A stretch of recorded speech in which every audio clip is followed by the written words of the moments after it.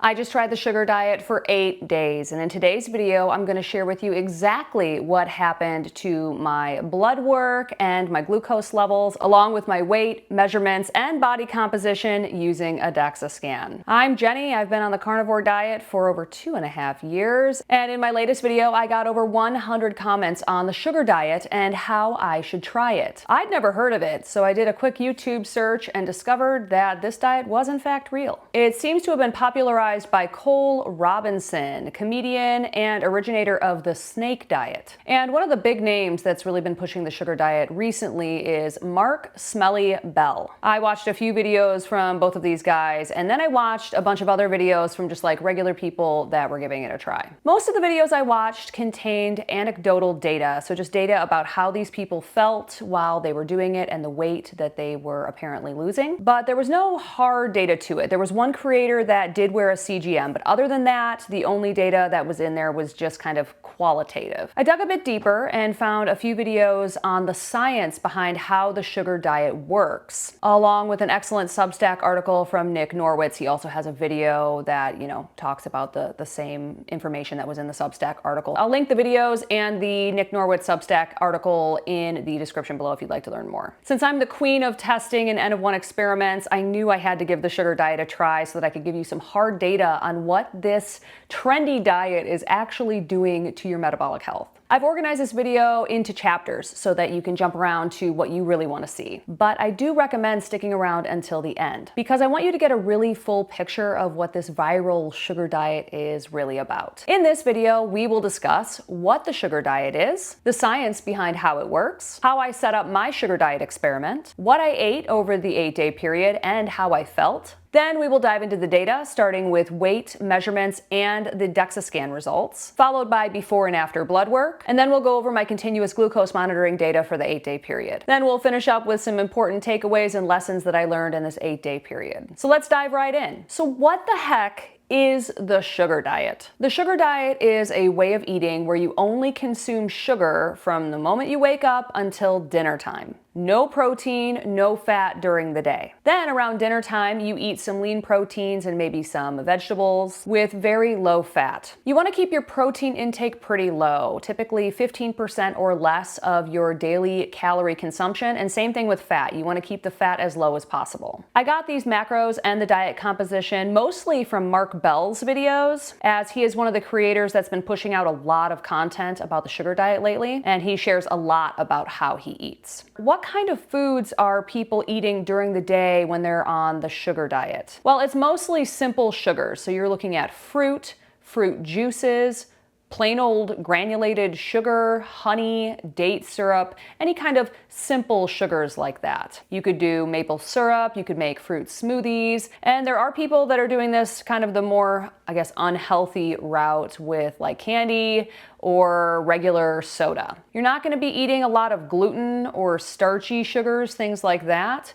And you're also not going to be doing any chocolate because chocolate's pretty high fat and you're trying to keep the fat very low. Now, what kind of foods are people eating around dinner time? You're trying to do the lean proteins, adding in vegetables, things like that. So as far as lean proteins go, like 93 or 99% lean ground turkey, you could do 96% lean ground beef, you could do sirloins or filet mignon, you could do chicken breast, any kind of meat that is super, super lean is allowed in the evening. You can also do some low sugar veggies, so like zucchini, mushrooms, anything that's just not have a ton of sugar, like no potatoes, no corn, things like that. And of course, you're gonna have a little bit of fat, a little bit of fat to cook your meat in or things like that, but you're typically trying to keep the fat pretty low, like under 50 grams of fat per day. Now, most of these sugar diet influencers are saying that there is no calorie restriction, so you just eat as much sugar as you want. And some of these people are doing sugar fast days where all they eat is sugar, no protein, no fat whatsoever, just sugar all day long. So what's the outcome? What's the point of eating all of this sugar? Well, weight loss. Apparently, these people are losing a significant amount of weight in a pretty short time. They also claim that it makes your workouts more explosive and productive. And they also are claiming that it changes your insulin sensitivity and that it can reset and boost your metabolism. So how does this all work? How are people losing weight eating an unlimited amount of sugar? Well, proponents of the sugar diet claim that it's through the increase of a hormone called FGF21. FGF21 is a hormone that can alter metabolism in fat cells. The main key to increasing this hormone is low protein consumption. But another way to increase FGF21 that's being pushed heavily by these sugar diet influencers is the carbohydrate overfeeding, hence the lack of calorie restriction on the sugar diet. Now, these sugar diet influencers, they're not wrong about FGF21 and its influence over metabolism. I think Nick Norwitz explained the FGF21 mechanism most succinctly in one of his recent Substack articles, which I have linked in the description. Nick states, when protein is restricted on the sugar diet, FGF21 spikes. This signals to fat cells to uncouple their mitochondria and burn off energy, increasing energy expenditure by up to 20% per day. Even on a modest 2,000 calorie diet, that equates to 400 plus calories burned for no extra effort. Now, on paper, all of that sounds awesome. And who doesn't want to eat a ton of candy and sugar and fruit and still lose weight? That's kind of like the holy grail of diets. But at what cost? What impact is the sugar diet going to have to your long-term metabolic health? Sure, if you can lose some weight in the short term, that's awesome. But is weight loss really all a person should be concerned about? So now that we know what the sugar diet is and how it works, let's talk a little bit about how I set up my sugar diet experiment. I wanted to give the sugar diet a fair shot, so I did it for 8 days. And I know that seems like kind of a weird period of time, but it's just kind of what fit into my schedule. I have another N of 1 experiment that I needed to start on a particular day, and I wanted to make sure I had enough time to do the blood work and DEXA scans and all that kind of stuff. So 8 days is just where we ended up. I got blood work and a body composition DEXA scan before I started the experiment. And then after the 8 days was complete, I ran the exact same blood work and got another DEXA scan. I also tracked my glucose using a continuous glucose monitor from Stello, and I paired that with the NutriSense app because I just think their graphs are so much better than the Stello app. I also took my blood pressure in the morning and the evening every day of the experiment. The main questions I was looking to answer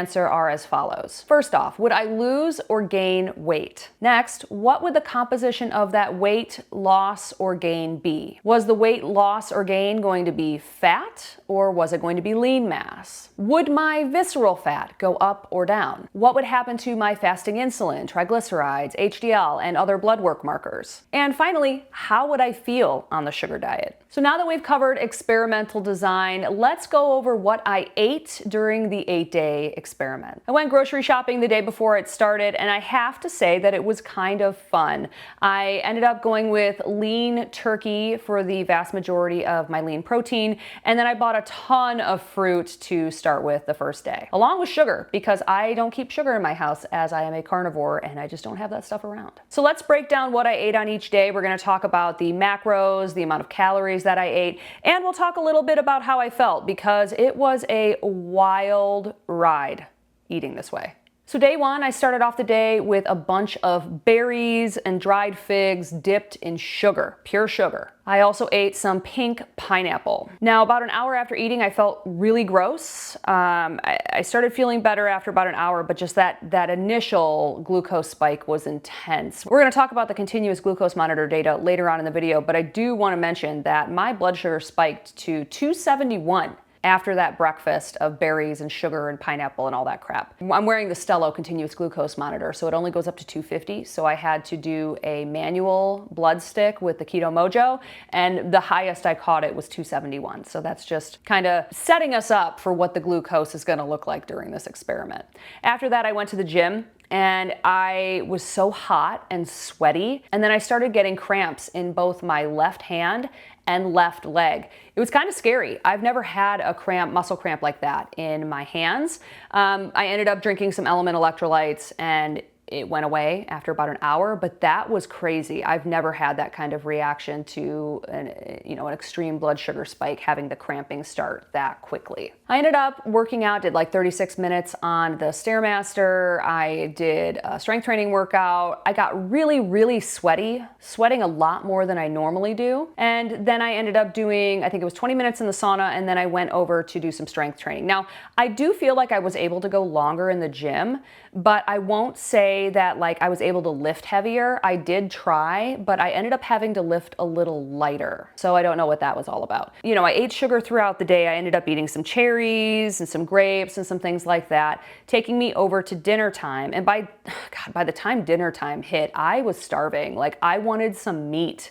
I could not wait to eat the meat. So I ended up eating 3/4 of a pound of 93% lean ground turkey, cooked in just the tiniest bit of bacon grease. And then I had some, zucchini and mushrooms that I fried up along with it. And I just plowed that down. But after I ate, I felt so bloated and just gross. And then later that evening, we went to a movie.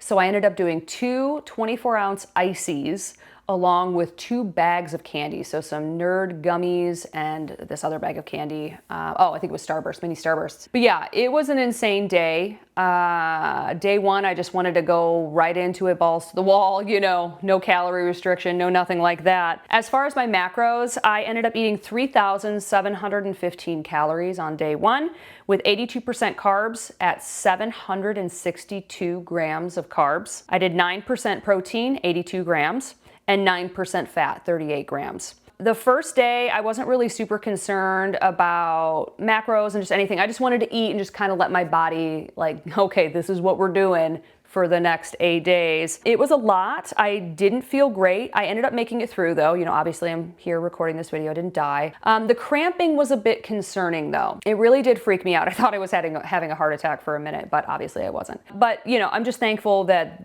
the electrolytes made those go away because that was not fun. I'd actually like to thank Element for sponsoring today's video. Element is an electrolyte brand that has 1,000 milligrams of sodium, 200 milligrams of potassium, and 60 milligrams of magnesium. You're going to see me drinking these electrolytes throughout this 8-day experiment for a good reason. You know, I'm coming from a high-fat, moderate protein way of eating into an ultra high carb, low fat, low protein way of eating with this 8-day sugar diet experiment. And it did a number on my digestive system. Anytime you're switching around your macros and diets like this, you're gonna have some intestinal distress, but also some electrolyte imbalances. And I ran into that hardcore on day one. So after that experience, I started doing 1 packet in about 24 ounces of water every morning.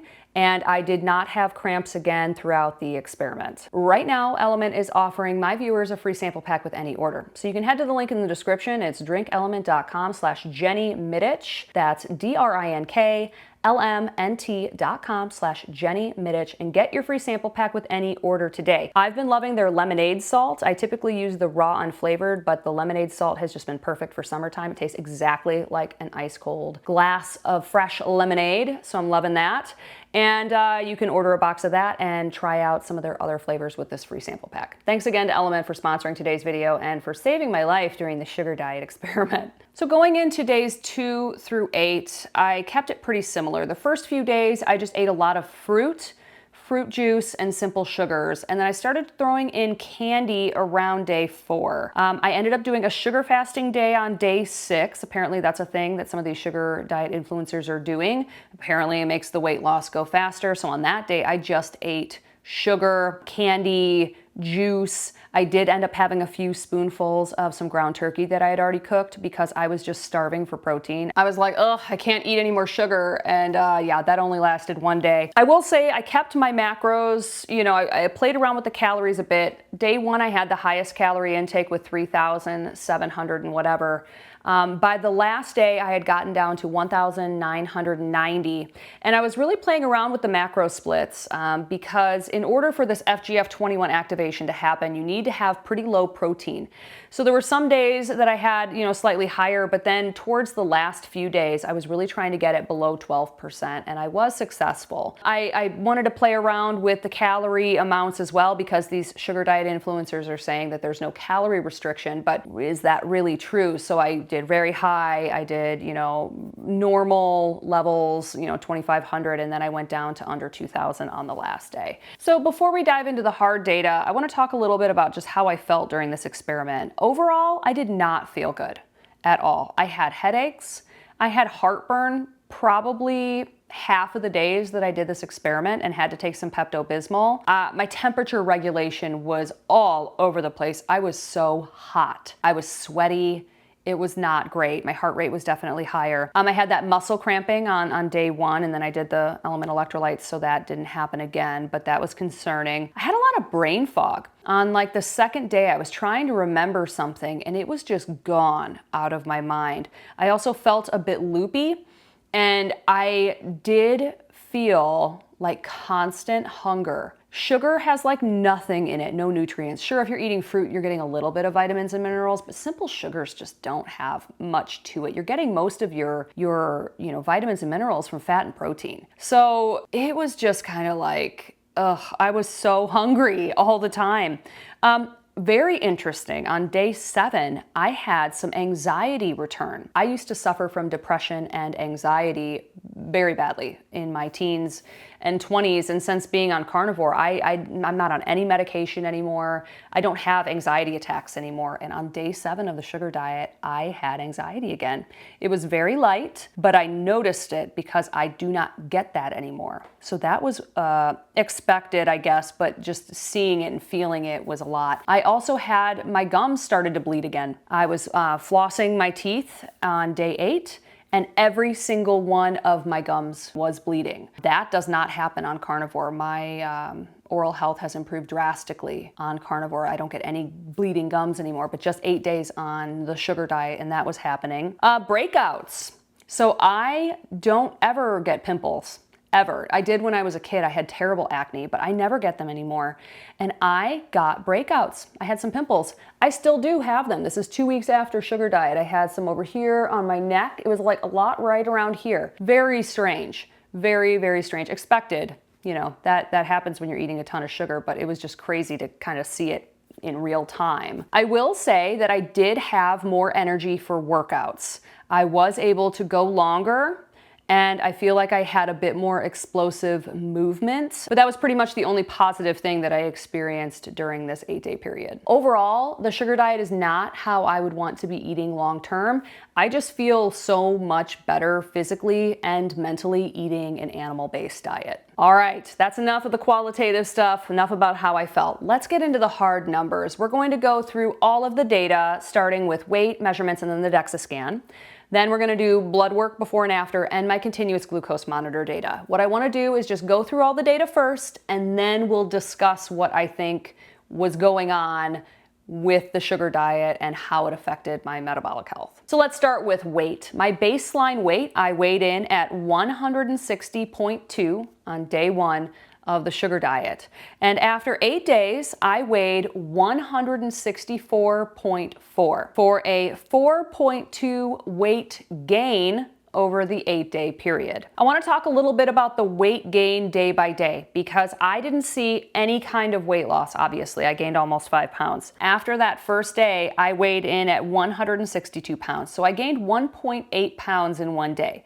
Now that makes sense. I ate 3,715 calories. I had like 700 grams of carbohydrates, and I'm coming from a no carb diet. So when you start eating carbs again, a lot of the weight you're going to gain is water weight. Carbohydrates, they hydrate you. I expected a bit of weight gain. That just makes sense to me. But it never, ever, ever came off. It just kept going up. On day 6, when I did the sugar fasting day, I expected to drop pretty drastically because that's just what all of these influencers are saying. I was like, okay, I'm probably gonna see some weight drop now, and it did not drop. I went up by a pound. I was 162.4 and I went up to 163.4. It did not work for me. I have some ideas as to why, but we will get into that when we get into the discussion section. Let's go into my baseline measurements. My measurements when I started, my chest 38 inches, my waist 31.5, my belly was 36 inches, so the belly is just around your belly button area, and my hips 42. Now on day 8, my final measurements, my chest was 39, my waist was 32.5, my belly was 36 inches, and my hips 42. So I didn't see a ton of movement in measurements, an inch higher in the waist, an inch higher in the chest, but my belly and my hips stay the same. So not a lot of movement there. Let's move into the DEXA scan data because it's really, really interesting. We're gonna discuss it again all once we go through everything, but let's just go through the numbers. So just a little bit of background. I have Hashimoto's hypothyroid, and since the beginning of this year, 2025, I have been trying to incorporate some carbohydrates because a lot of thyroid practitioners say, oh, you need to have carbs for your thyroid to work optimally. Well, that has not worked for me. I've gained 9 pounds of fat since the beginning of the year because I get these DEXA scans and I know exactly what the composition of my body is. So my baseline was, a lot higher than January. So that's kind of where we're coming from. I was hoping, with all this sugar diet influencers saying like, oh, you're gonna lose a bunch of weight. I was hoping to lose some fat, but we would see what happens. So let's see what happens after the 8 days. I weighed in 5.4 pounds heavier than my last DEXA scan. I always try to eat and drink the exact same thing before every DEXA scan so that it's uniform. The measurements are uniform across the board. I ended up gaining 5.4 pounds in this DEXA scan because I had some liquid in me. 0.3 pounds were fat, subcutaneous fat, the fat that you can pinch on the outside of your body. 5 pounds was lean mass. Now keep that in mind. We're gonna talk about what we think that is later. Moving into the visceral fat reading, I ended up losing 0.2 pounds of visceral fat. I started off at 1.11 pounds, which is an excellent visceral fat reading, down to 0.94 pounds 8 days later. Interesting. I also wanted to talk a little bit about the bone density reading. I don't typically put much weight into the bone density reading because my bone density is always really, really, really good. It's not something that I worry about. But in that 8-day period, I did see a drop, and not just a little tiny one, an okay drop. We'll talk about that more in a little bit. Let's go into my blood work results, starting with fasting glucose. Before 79, after 91. If we're looking at my cholesterol, I went from a 166 total cholesterol to a 135. My triglycerides went from 32 to 52.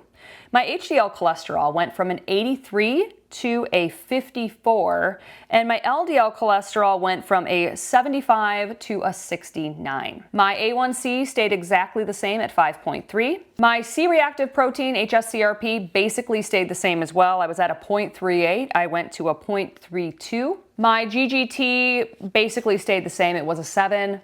Went to a 9. My insulin went from a 1.4 to a 4.1. And then finally, I did, in the after blood work, I did a thyroid antibodies because I was wondering if with my Hashimoto's hypothyroid, if my antibodies would go up consuming this much sugar. And it went from my earlier reading of less than 9 in September of 2024 to a 14 this time around. Let's go over my continuous glucose monitor data for this 8-day period. We'll start with my baseline, my average 96, my variability 11. My minimum was below 70. Again, the Stello has minimums and maximums, so doesn't read below 70, doesn't read above 250. My maximum during the baseline period 165, my sleep 97, and my morning 106. These numbers are a bit elevated because I've been doing testosterone replacement therapy, and it has been raising my glucose level, so that's kind of a little bit higher for my average baseline just with straight carnivore. Now I wanted to quickly show you the CGM data for each individual day. You can see that the spikes and dips are drastic, and I went above 250 most days. You can see my insulin coming in to compensate for that high glucose, and then you'll see the drastic drops after each of those big spikes. Now let's go over the averages for the 8-day period. My average glucose was 127, variability 35.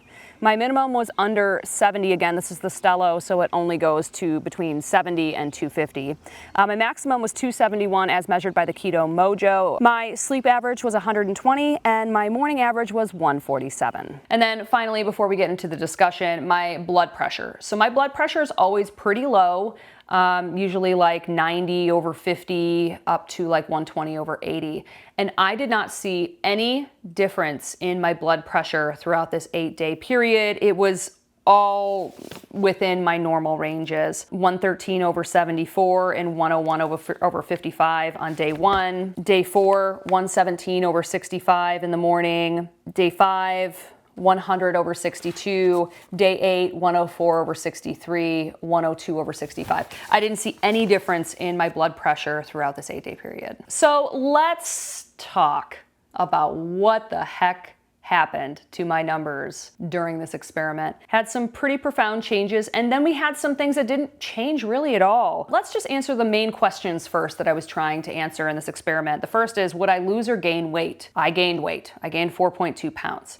Experimental question was, what would the composition of the weight gain or loss be? So I was really surprised by these results. In my DEXA scan, I gained 0.3 pounds of fat, 5 pounds of lean mass. Now that, lean mass is including some liquid that I had water and coffee in the morning. So let's just say I gained 4 pounds of lean mass and 0.3 pounds of fat. And then that visceral fat drop of 0.2 was really interesting to me. I thought that I was gonna gain, of that 4.2 pounds that I gained, I thought it was gonna be like half fat, half water. The lean mass, I didn't gain 4 pounds of muscle in a week. That's water weight. Just from eating carbs, you're going to have more water, and that's shown in the data. But that visceral fat drop, I honestly thought that I was going to gain like a pound or a half a pound of visceral fat, and I went down by 0.2. So that was really, really interesting. Hey, I just wanted to cut in here. I just got off of recording a podcast with Craig Emmerich. It's actually going to be released in a couple of weeks on this channel. But I asked him what he thought happened with that drop in my visceral fat, and this is what he had to say about it. But then my visceral fat, that was interesting. It went down by 0.2 pounds. Do you have any thoughts of why that might have happened? That's by DEXA scan? Correct. DEXA scans can be skewed by hydration status. And so I would probably account it to that. It's just that, because especially going from, carnivore to super high carb, you're going to have a huge change in your water balance in your body. That's going to skew the measurements in that test. That's kind of what I thought it was too, because I honestly thought that the visceral fat would have gone up, because with FGF21 activation, that is, those levels are high in non-alcoholic fatty liver disease. So I thought perhaps something like, if the FGF21 had gone up, perhaps the visceral fat would go up. But that was an interesting reading. The next research question, would my visceral fat go up or down? It went down. Very interesting. The blood work, what would happen to my fasting insulin, my triglycerides, my fasting glucose, my A1C? Not as much of an impact as I thought originally. My triglycerides stayed within my normal range. They only went up to 52. That's not really up. My normal range is between 30 and 70. So they were well within range. A1C stayed exactly the same. My fasting glucose was only a 91. It was a 79 before that. 91 is perfectly fine. The only concerning blood work number for me was the HDL drop. I went from 83 to 54. I have not seen my HDL drop that significantly, since before carnivore. And my overall cholesterol numbers, you'll see that my LDL was really low, my total was really low, HDL remained high, trigs were really low. But the reason why, typically I have lean mass hyperresponder numbers where my LDL is very high, triglycerides low, HDL very high, within the context of a fully carnivore diet. But like I said, I have been experimenting with adding carbs back in. So my baseline lipid numbers, you can see that right there. They were a lot lower than normal. The LDL and the total were a lot lower than normal. So that was really interesting to me. Overall, I didn't see a ton of impact in my blood work numbers. Even my fasting insulin, it was a bit low, 1.4, went just to 4.1. So I'm still showing that I'm very insulin sensitive, and it was only 8 days. So I really didn't expect to see too much of an impact, but that drop in HDL was concerning. The final research question, how would I feel? Well, we already talked about that. I felt like crap. I did not feel good. Physically, mentally, it's just not something that I would be able to test for longer than I did. Some of these people have been doing it for 2 months. And I'm just like, God, I would die if I had to eat that way for 2 months. And even doing an experiment that long just to see what would happen, with the data and all that stuff, as much as I'd love to do that and see, because I am curious to see what the data would be like, I can't do that to myself. I have little kids, I have a full-time career, I have all this stuff going on. I just can't feel like crap all the time. So sorry, can't do it longer than 8 days, but yeah, it was interesting to say the least. So as far as critiques go, It's just a low nutrient diet. You know, you're not getting any of your essential amino acids, your essential fatty acids, a little bit because you are consuming a little bit of protein, but long term, just the low nutrient density of this diet, I think, will have a long term impact. The low protein, it can affect your bones. You know, your bones are basically made up of protein. If we look back to the DEXA scan data, you saw that drop in my overall bone density. I don't think it's that concerning, but I wonder if you stayed on the sugar diet long term, what that would do to your bones. Now, if you're lifting heavy, you know, if you're putting load on your bones, that can help with bone density. But if you were to do the sugar diet and not be working out, what would the impact be? It's an interesting question. The next critique I have on the sugar diet is a lot of the people that are trying the sugar diet and seeing success, they are not like the normal population. Like Mark Bell, for example. He has a ton of muscle mass. He is on steroids and he exercises all the time. So for him, I think he could basically eat anything and see success. You know, like 93% of the population have some sort of metabolic health dysfunction. They are not Mark Bell. They are not people that, you know, are bodybuilders, you know. Nick Norwitz, in his Substack article and his subsequent sugar diet video, he talks about how people that are obese and or metabolically unhealthy, they actually are in a state of FGF21 resistance. So if they were to go on the sugar diet, it wouldn't work for them. Their FGF21, it wouldn't like gear up and cause this weight loss. It could actually be very detrimental for people that are obese or metabolically unhealthy. The next critique is that you don't have to do the sugar diet to try to increase your FGF21 hormone. You can do this in any low protein environment. So you could do high carb, low protein, low fat. You could also do, you know, moderate fat, moderate carb, low protein. You could also do like a 4-to-1 ketogenic diet, which is like mostly fat with, you know, some protein, like 9% or less of protein, a little tiny bit of carb if you wanted to throw that in. You do not have to do the sugar diet in order to get this FGF21 mechanism to happen. So why eat that way when you can do it a healthier way? Another critique is the problem with the sugar diet is most Americans are already eating high carb, low protein, low fat. That's the standard American diet. Granted, a lot of them are eating like starchy things or like breads, glutens and things like that. They're not just eating pure sugar like candy and fruit and juice and things like that, but they're already eating that way. And that's why and how we've gotten into the state of metabolic dysfunction that most people are in now. I think if you do decide to try the sugar diet, I would strongly suggest sticking with real whole food as much as possible and avoiding like candy and soda and things like that, because at least in the real whole food, you are going to get a little bit of vitamin and mineral from the fruit and things like that. But there's not a bunch of like food dyes, different chemicals, preservatives, all of that kind of stuff that's in like candy and pop and stuff like that. You really want to avoid that stuff. So if you do decide to try the sugar diet, please just try to go real whole food as much as possible. Another critique. So I gained mostly water weight during this period of time, but it's 2 weeks later and I have yet to lose that weight. In fact, I've gained more. I weighed in this morning at 167.7 pounds. I have not been that heavy, gosh, for almost a year, maybe longer. I will say that after the sugar diet experiment, it has been very hard for me to get back to my normal carnivore diet. I have consumed some more dessert type stuff, sugary type stuff. It's been hard. I'm really gonna have to kick my own ass to get back in gear. So anybody out there that is coming from a carbohydrate addiction background, a sugar addiction background, the sugar diet is not for you. It will most likely spiral into a binge of some kind and you may not emerge for months, if at all. So I cannot recommend the sugar diet for anybody that's had problems controlling their carbohydrate consumption in the past. I am one of those people. It has been hard. Another critique, while my blood work, like the blood tests and my DEXA scan weren't terrible, the continuous glucose monitor data was awful. I mean, my average glucose went up by like 20 points. The biggest jump, the most concerning for me, was the variability.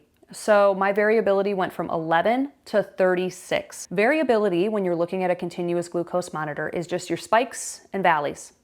And you want that to be really tight, like this. You don't want to be spiking and then dipping and spiking and dipping. And if you take a look at this blood sugar data, you'll see huge spike, huge dip, huge spike, huge dip all day. Now the sugar diet influencers are going to say like, oh, you're just training your insulin sensitivity. But when you have these drastic spikes and dips throughout the day, all day, every day, you are doing damage to your blood vessels. Our blood vessels are not meant to handle this amount of glucose variability. It's just not good for you. So when I saw that variability going from an 11 to a 36, I was like, oof, that's some pretty stark data. What would happen over the long term? I think it would just continue to get worse. I think my overall like morning average went to like a 131. I think that would continue to go up, and I think I would become insulin resistant pretty quickly. So I think it was most clear in the continuous glucose monitor data that the sugar diet is not great for metabolic health. And we already talked about that the drop in HDL cholesterol in my blood work was the most concerning. I am interested to see if that is going to recover when I get back to a carnivore diet. We shall see. I'll be sure to share that in future videos. There weren't all negatives though. I did experience some positives. I'm not going to just knock it completely. I did notice gains in the gym. Like I said, I had more energy. I was able to go harder and longer. You know, it was a positive that I could eat as much sugar as I wanted, whenever I wanted. It was fun at times. I will not lie about that. I love candy. I love lemon heads. I love sweet tarts. I love all that stuff. I did notice that after I went back to keto and then carnivore for at least, I'll say a week, my carbohydrate cravings were dampened. I was just so sick of eating sugar that I was like, ugh, I'm okay. I don't eat anymore. But I will say that that went away after about a week, and I have been craving carbs again. I did see that improvement in my visceral fat levels, and overall, the impact to my metabolic health was, I don't want to say neutral, but it wasn't as bad as I thought it was going to be. The blood glucose data was the worst, the continuous glucose monitoring data, but my DEXA scan wasn't super tragic, and my blood work overall wasn't that bad. So it was more neutral than I thought it was going to be. Would that translate over a longer period of time? I only did it for 8 days. If I did it for a month, if I did it for 2 months, would that look the same? I don't think so. I really don't. I think the impacts would be compounded over time. So why do I think the sugar diet did not work for me? Well, first of all, I was coming from no carbs to ultra high carb.